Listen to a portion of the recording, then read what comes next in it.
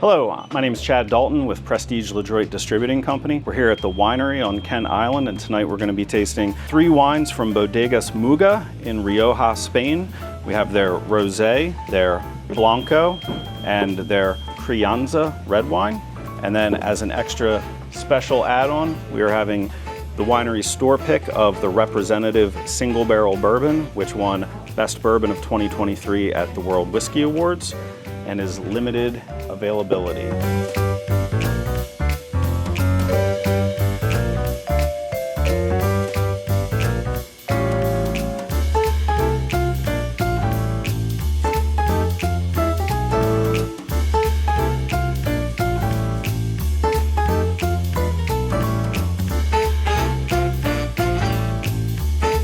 So we'll start with the rosé because it's actually a little bit lighter than the white is. Okay. Clarete, so it's Spanish traditional style rosé. Unlike a lot of rosé, it doesn't just taste like pink water. It has like a nice punch packed to it. Garnacha is one of the grapes. Viura is another, which is also called Macabeo. That's good. Barrel fermented. It's made in a style where they actually take red grapes and white grapes and macerate or crush them together, and that's what produces the rosé. What does that pair well with? Salad, anything light, cheese, all sorts of cheese. Like if you take a particularly savory or salty cheese with this, it'll bring out those strawberry notes a lot and make the wine taste even fruitier than it already is. So you have a dinner party in a bottle here because you can start people out with this to get them going. Okay. Start appetizers and stuff for your first course with this, and then cap the night off with either a meat dish or just for dessert, drink some red wine. From Rioja, Spain. Rioja's a region in like the central northern part of Spain. And they're traditionally known, most well known in America for their big red wines, which they're a real value region, so you can get a $20, $30 Spanish wine that will beat out a $60, $70, $80 California wine. And then their Blanco, this is Viura and Malvasia and Garnacha Blanca. I think that the oak is very subdued or handled well. It's not like you're chewing on a 2x4, like you'll see with a lot of stuff. And I think the lees aging and the oak aging gives it enough substance to hold up to a wide variety of foods. Yeah. It's still light and fresh for light foods, but has something substantial behind it to hold up to like a meat dish. They are all dry and fermented to a pretty high level of alcohol, and there's no added sugars at all. Any wine that's traditionally made that is fermented to a high level of alcohol will have relatively low sugar content. This rosé is actually very light in style, while the white wine is a little bit more robust. It is fermented in oak barrels, 60% New French oak. California Chardonnay a lot of times is oaky, but I think this wears it a little better than a lot of California Chardonnays. Gives it a little bit of extra texture and weight. It was actually very good. I'm not a white wine drinker, but that would be good with fish. Yes, absolutely, and even with like chicken or like a light pork, because it's barrel fermented, so it has a good bit of weight and texture that'll stand up to a lot of foods. And now we're moving on to the red El Andén de la Estación, named after a train station in Rioja that used to ship tons and tons of wine to France when they were undergoing a wine shortage due to plague. After the phylloxera outbreak in Europe, it was mites that killed the roots of wine vines and really destroyed the industry. Spain missed a lot of that, so they were shipping tons of wine to Bordeaux, France, because French people didn't have any wine to drink. And that is 60% Tempranillo and 40% Garnacha. The Tempranillo gives it big body, dark color, tannins. The Garnacha gives it fruitiness and flavor and complexity. Really good. Yeah. That's really good. For $20, you know, compare that to a lot of $20 California wines, and I think this is going to win out. Spain's known as a good value region for wine. A lot of their reds, you know, if they were the same wine but from California, they would cost 4 times as much. Right. So I actually like each one of those individually. I actually like them all. They're all really good. I will say that this is the last bottle of the red in the store. We've sold all of them. I'll take it. So I'll take one of each. One of each, sure thing. All right, enjoy that. Well, looks like we're selling out fast. So what are we gonna do when we run out of wine to sell?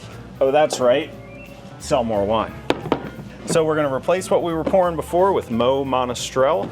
Sierra Salinas is the producer, 100% Monastrell. Stainless steel, $10.99. Crack it, drink it, finish it. And I think if you're pouring for them, you should get to go visit the vineyard. I mean... Me too. I agree. That should be part of the game. Vineyard. And then this is Monastrell, 100% Monastrell, which is the same thing as Mourvedre or Mourvedre, which is what they call it in France. And this is all stainless steel fermentation. It's to be drunk young and fresh for having a glass with your friends. You know, you can have it with food, but really it's a drinking wine, and it only costs $10.99 a bottle. Can I have a bottle of the red? Absolutely. Thank you so much.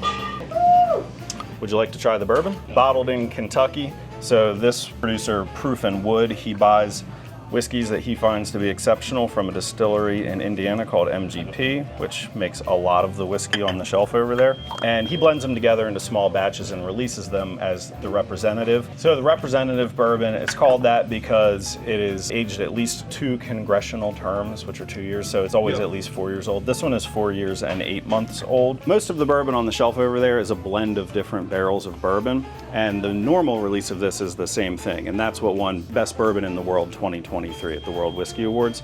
But this is where they have single barrels that they think are extra spectacular. They offer samples of those out to customers who taste through them, pick the one that they think is best, and then buy the entire barrel for the store. So this is entirely unique.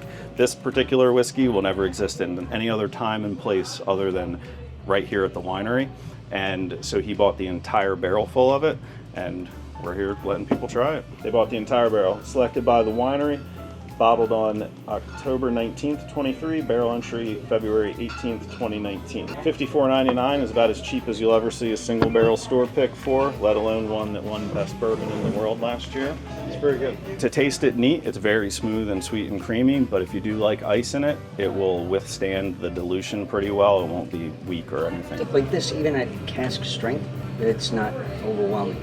I might have to sample it again just to make sure. Sure. Had to give it another whirl. It's great, it's smooth. It's sweet too, Yeah, which it is. It's got vanilla on what, the end. It's what people look for a lot of the time. Long in the finish, the vanilla comes out. Yeah. That's interesting. Yeah.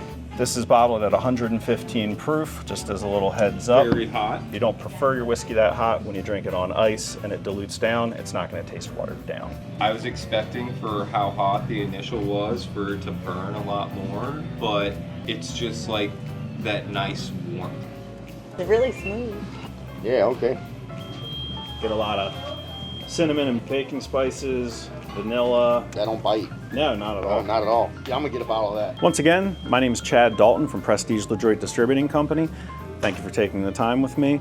Please come to the winery on Kent Island and try any of these and my other products that they carry. If you need any help, ask the friendly staff or visit thewineryki.com. Thank you.